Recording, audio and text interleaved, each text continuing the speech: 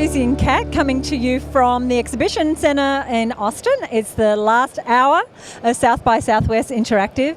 And once again, we've had an amazing 5 days. Perhaps you've had a chance to catch some of the episodes we've already done where we interviewed great speakers. But anyway, all that's there available for you. Right now we want to do a wrap-up of the themes of this year's program.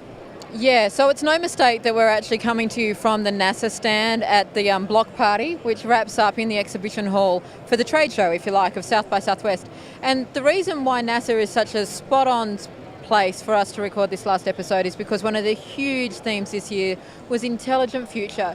We had the opportunity to have a look at bionics. We've had the opportunity to look at natural programming language from the Wolfram Institute. We've heard from Martine Rothblatt about cyber consciousness, cyber clones, mind clones, and how they are already working on the ability to upload our brains to the internet.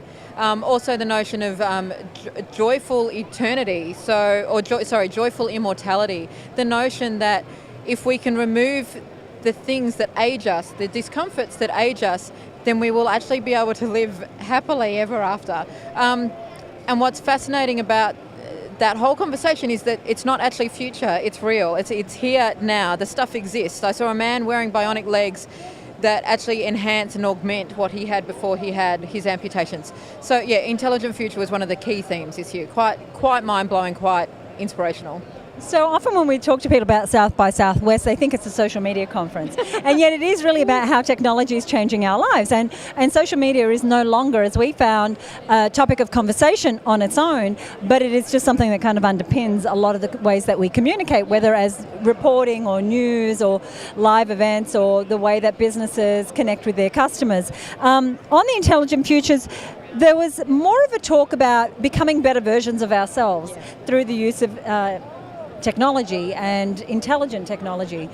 A couple of the things that we heard a lot was driverless cars. Now, where does that fit in?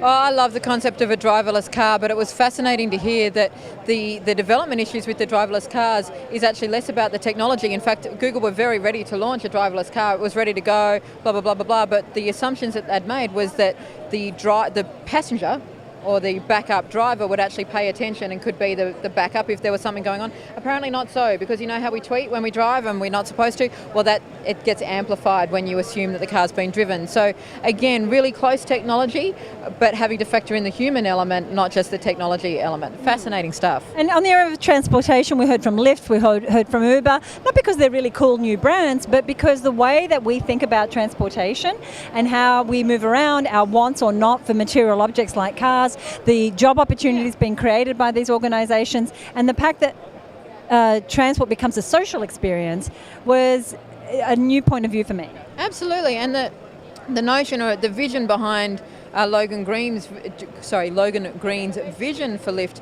is about removing the household burden to own a car, and therefore also removing the burden on countries and governments to provide new road infrastructure. And if you take out those elements, then you actually can start envisaging a very different world that has social impact, economic impact, political impact, climate change impact, which is just out of one business saying, yeah, let's do ride sharing instead of everybody having their own car. We are here at the NASA stand, as Kat explained, and so science was a big topic, physics was a big topic, space discovery was a big topic, and these aren't conversations I have in my everyday life. No, not at all. And I think we've said a number of times that one of the reasons why we come here is to have our brains broken, because as they then reassemble, we go back expanded, and that influences business decisions, life decisions, but also just that, I don't know, a visionary thinking to actually think bigger than what's in front of our nose. Right, and we did a lot of that, a lot of mind-bending kind of concepts. I think what always comes to mind for me when we're here is opportunity, the opportunity for entrepreneurs, for innovation, for embracing technology more. One of the speakers today talked about fear in technology, and I come across entrepreneurs all the time who are, whether it's, there's a new app, should I be using it, and how do I use it, and what about privacy, but not in my industry. There's all this fear about embracing technology, and their point of view was the quicker you embrace it, the quicker you make your mistakes, the better.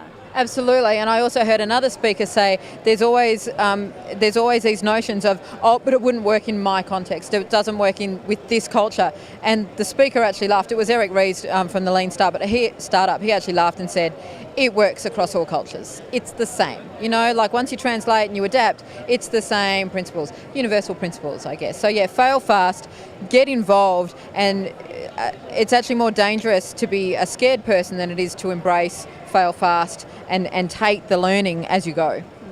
So South by Southwest has been a staple in our calendar for our education for a number of years now. My invitation to you is to have a think about putting it on your calendar. It's unmatched by any conference I've ever been to, and I've been to many conferences around the world. I want to thank you so much for joining us. Catch some of the other videos that we have done. We've covered all sorts of things. All sorts. And I think actually that's one of the key things. It's not just about, the reason it's called interactive is because it is just that. It is interactive. It's not just a tech conference. It's not just a digital conference. It's not just a social media conference. It's a place where new things get discovered, melded, merged and converged. And yeah, it's so much bigger than just one key discipline. It suits everyone. Thanks so much for joining us. See you next time on Social Media for Small Business.